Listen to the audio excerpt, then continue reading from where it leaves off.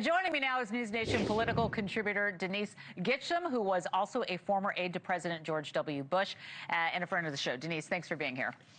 Good morning, Laura. All right, good morning. So let's shift to some more serious news. President Trump is talking about floating these tariff rebate checks. A lot of people are really feeling it. We've been talking about the economy and how about Americans struggling for months now. So we're talking about his plan to lower drug prices, a 50-year mortgage as tent poles of his affordability plans. So people say it may work, but is it going to work fast enough? How do you make it? You know, I think anytime you put money directly in the hands of people, especially when President Trump signs those checks with his own name, people are going to attribute that cash influx to him. And that's exactly what his favorite move is. You know, this is the populist side of Trump that says, I'm going to give you back some of the money that we've already collected from these other countries. Now, this is better than doing something like a stimulus check, which usually it is funded by deficit spending and increases the money supply, so it ends up being inflationary. Instead, what Trump is proposing is that he would take funds that were already collected through tariff revenue and then redistribute it to the people. So in a way, it makes a lot more economic sense. And also it's going to be politically popular. And I think he'll probably time it just right for the midterms. Right. Timing's everything. And, you know, Senate Minority Leader Chuck Schumer is also pushing Democrats to amplify the affordability issue ahead of midterms. Speaking of timing, let's take a listen to Schumer criticizing the president on the affordability crisis. He is in such an effing bubble that he doesn't even know what average people go through. He's a billionaire. He doesn't worry about paying for groceries. He doesn't care about his electricity bills. He doesn't care about his health care costs. But Donald Trump, the average American, does, and the average American holds you accountable for not helping. Yeah, and many people say everyday Americans are still struggling. Let's take a listen here. Groceries alone. I mean, and me being a senior citizen and I'm out here door dashing, a lot of my customers are saying, why are you out here? The people in the White House and the Republicans, Democrats included, they need to stop fighting and get down to the level that we are. I mean, I worked my whole life. For what? For me to be still struggling? I had to find a pantry because, you know, food is coming up so expensive. I got a family to take care of, man. There's too many bills coming in. Wow. Well, you know, a key inflation measure does show that prices rose 2.8% in September, if we're taking a look at that in the charts, although it is slightly better than expected. You know, when do you anticipate Americans will feel the positive effects that Trump is promising? Because you just heard those folks right there on the streets. I mean, you can feel the exasperation.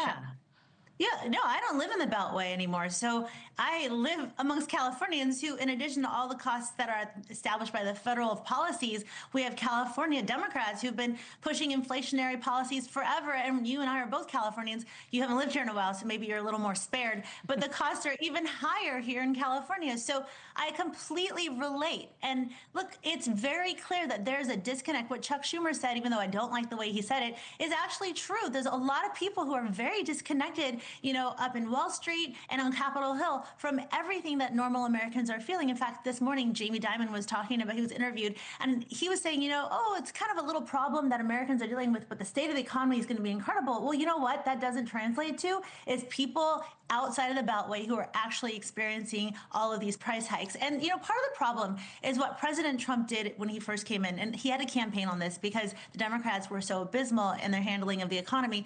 He had to promise people that prices would come down as a condition of them choosing to cast their vote for him. And so he overpromised and underdelivered in the timeline that we're currently, that voters wanted him to deliver on. But the reality is that a lot of those big, beautiful bill sort of deflationary policies aren't really going to take effect until January. So we're not going to see the impact of them until next year. And President Trump and Republicans like me are obviously expecting that to have a huge impact on bringing prices down. So I'm looking to next year as a timeline when that's going to happen. Again, hopefully it coincides with midterms, because I'd like to see Republicans continue to follow through on the policies that I think are in place that will help bring prices down. Yeah, and then you're talking about putting fuel in your car, and that's another big one. Gas prices are Well, lower. gas prices are low. Yeah, prices are low, but electricity prices are higher. The Hill is Right. reporting that this is a talking point for both parties at this point. So what do you make of the split with energy prices? Because, you know, I was just talking to John Garamendi last hour, and when you go to California, as I do often, the gas prices are so high. They've been high for a really long time in California. Here on the East Coast, which is so strange, it's so much lower. And people are just trying to figure out one way or the other. So what do you make of that split with the energy prices? Well, so it's not a surprise that it's higher here in California, right? Yeah. I mean, John Garamendi represents my district, and so watching him talk about how high prices are under President Trump is pretty much a joke, because the reason we pay $3 more per gallon of gas in California is because of Democratic policies. They're in the supermajority and have been forever. And so I know he talks about formulations and all that nonsense. And look, people want to be able to drive. Your air is no different in California than it is in anywhere else. So please don't give me that sort of nonsense.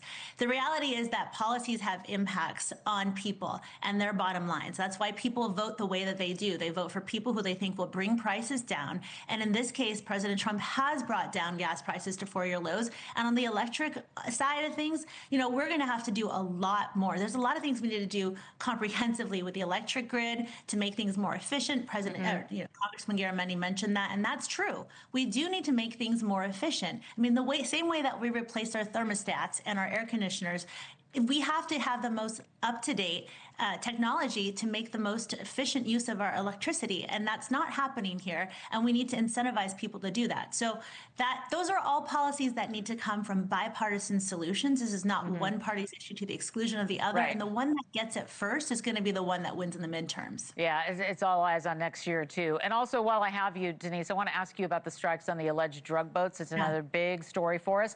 Democratic Representative Gabe Alma was on the Hill Sunday calling for transparency from the government on those strikes. Let's take a listen to that together. Look, this is the contradiction of the Trump administration and the Trump presidency, claiming to be a peacemaker, but then bombing without a clear legal authority, perhaps illegally, in the Caribbean on these ships that we don't have clear certainty. And so what we need is transparency. The solution here to answering these particular questions is a full public airing. Okay, so we keep hearing that, right? Transparency, but we're not getting it. Hegseth is hinting at increased defense spending next year as Trump threatens this major escalation in Venezuela, warning that land strikes could be coming, quote, very soon. So as we take a look at where we stand today, is the fallout from these deadly boat strikes starting to overshadow other positive messages from the administration? Because this is what we have been talking about a lot. Yeah, well, I always agree with transparency to the extent that it doesn't preclude us from following through with classified, exposing classified information is, I guess, how I would say it. I don't want to do it at the expense of what our intelligence, specialists and analysts have worked so hard to collect and then maybe win the battle and lose the war. Because 62% of Americans polled have said that they actually support these strikes. Every person at every socioeconomic level in America has experienced the death of someone close to them as a result of this asymmetric war that these narco-terrorists have been they're planning and they've been executing against Americans for decades. And for decades, we have done nothing but the same thing over and over, using the Coast Guard to sort of interdict them, get them out of the way, keep them off of American shores, and it hasn't worked. So I would recommend that we continue to do what President Trump has said and what he's followed through on, which is what President Biden, when he was a senator, I think, said in 1989. There's a video that surfaced that said, we need to go after these narco terrorists where they are and show them that they have no safe haven. That wasn't a problem back in the 80s and 90s when there was this raging war on drugs, and that's probably why most Americans side with the president when it comes to going after them on their own territory. Right. Well, we're going to see how it plays out, and we'll check back in with you, NewsNation political contributor Denise Gitsham. Thank you very much for joining us. We'll see you. Maybe we'll see you in California soon. Thank you.